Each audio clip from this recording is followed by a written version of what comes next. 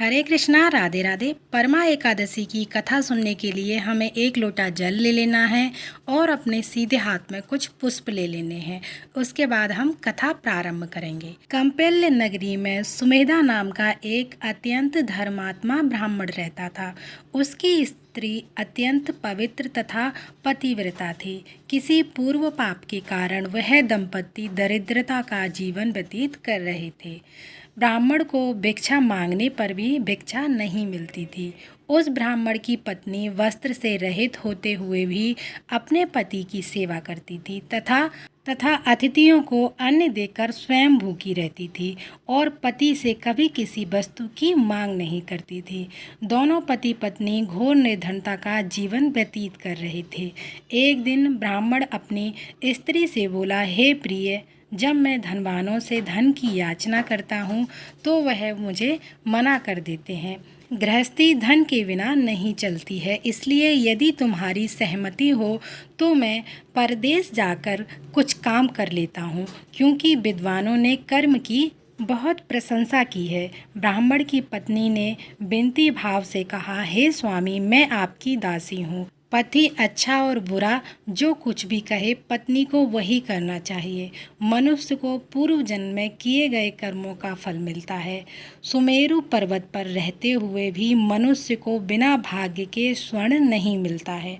पूर्व जन्म में जो मनुष्य विधि और भूमि दान करते हैं, उन्हें अगले जन्म में विद्या और भूमि की प्राप्ति होती है। ईश्वर ने भाग्य में जो कुछ भी लिखा है उसे टाला नहीं जा सकता। यदि कोई मनुष्य दान नहीं करता है तो प्रभु उसे केवल अन्न ही देते हैं। इसलिए आपको इसी स्थान पर रहना चाहिए, क्योंकि मैं आपका वियोग नहीं सह सकती हूँ। पति बिना स्त्री की माता पिता भाई संबंधी आदि सभी निंदा करते हैं, इसलिए कृपा कर आप कहीं ना जाएं। जो भाग्य में होगा वही प्राप्त होगा। स्त्री की सलाह मानकर ब्राह्मण परदेश नहीं गया। इसी प्रकार समय व्यतीत हो रहा था। एक बार ऋषि वहां आए। ऋषि को देखकर ब्राह्मण सुमेधा और उसकी पत्नी ने उन्हें प्रणाम किया और बोले, आज हम धन्य हुए। आपके दर्शन से आज हमारा जीवन सफल हो गया। ऋषि को उन्होंने आसन तथा भोजन दिया। भोजन देने के बाद पतिव्रता ब्राह्मणी ने कहा, हे ऋषिवर, कृपा कर आप मुझे दरिद्रता का नाश करने वाली की कोई विधि बताइए। मैंने अपने पति को परदेश में जाकर धन कमाने से रोका है। मेरे भाग्य से आप आए हैं। मुझे पूर्ण विश्वास है कि अब मेरी दरिद्रता शीघ्र ही नष्ट हो जाएगी। अतः आप हमारी दरिद्रता नष्ट करने के लिए कोई उपाय बताइए। ब्राह्मणी की बात सुनकर ऋषि बोले, हे ब्राह्मणी, मल मास की कृष्ण पक्ष की पद्मा एकादशी के व्रत से सभी पाप दुख और दरिद्र नष्ट हो जाते हैं। जो मनुष्य इस व्रत को करता है वह धन धान्य से उसका घर भर जाता है। नृत्य गायन आदि सहित रात्रि जागरण करना चाहिए। यह एकादशी धन वैभव देती है तथा पापों का नाश कर देती है और उत्तम गति प्राप्त होती है।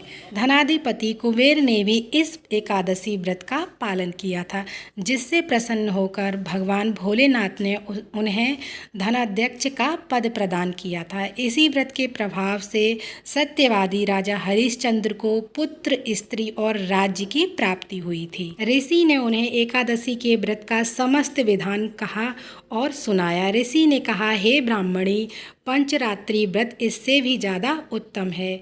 परमा एकादशी के दिन प्रातःकाल नित्य कर्म से निवृत्त होकर विधान पूर्वक पंचरात्रि व्रत आरंभ करना चाहिए। जो मनुष्य 5 दिन तक निर्जला व्रत करते हैं वे मनुष्य माता पिता और स्त्री सहित स्वर्गलोक को जाते हैं। जो मनुष्य 5 दिन तक संध्या को भोजन करते हैं वे स्वर्गलोक जाते हैं।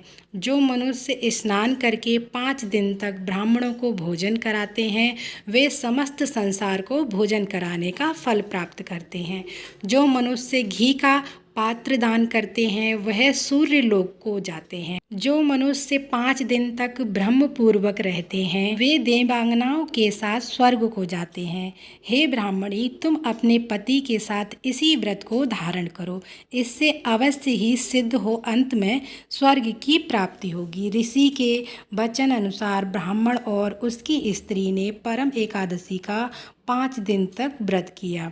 व्रत पूर्ण होने पर ब्राह्मण की स्त्री ने एक राजकुमार को अपने यहाँ आते देखा। राजकुमार ने ब्राह्मणी की प्रेरणा से एक उत्तम घर जो कि सब वस्तुओं से परिपूर्ण था उन्हें रहने के लिए दिया। तदुपरांत राजकुमार ने आजीविका के लिए एक गांव दिया। इस प्रकार ब्राह्मण और उसकी स्त्री की गरीबी दूर हो गई और पृथ्वी पर काफी वर्षों तक सुख भोगने के पश्चात वे पति पत्नी श्री हरि विष्णु के उत्तम लोक को प्रस्थान कर गए। अगर आपको यह कथा पसंद आई है तो कथा को शेयर और लाइक और कमेंट जरूर कीजिएगा। साथ ही चैनल को सब्सक्राइब करना ना भूलिएगा। ऐसे ही प्यारी प्यारी वीडियोस मेरे चैनल पर आती रहती हैं। तो मिलते हैं अगली वीडियो में, तब तक के लिए आप सभी को मेरा राधे राधे, जय श्री कृष्णा।